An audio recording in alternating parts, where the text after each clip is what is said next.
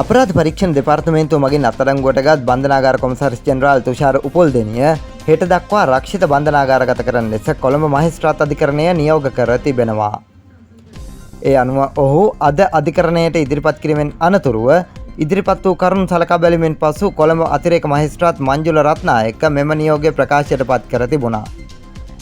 මෙම අවස්ථාවේදී විමර්ශන කටයුතු සිදුවන හේයින් නැපැල්ලීම සලකා බැලිය නොහැකි බවත් මෙම නඩුකරය හෙට දින ස්ථිර මහේස්ත්‍රාත් හමුවේ කැඳවන ලෙස නියෝග කර ඇති බවත් වැඩිදුරටත් සඳහන්.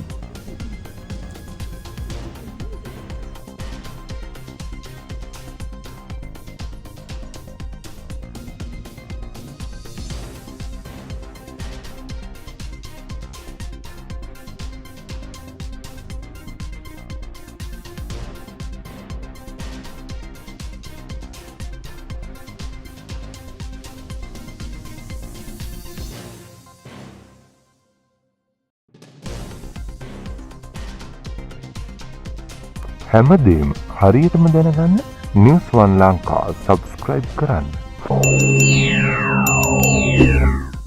News One Lanka. Good news for everyone.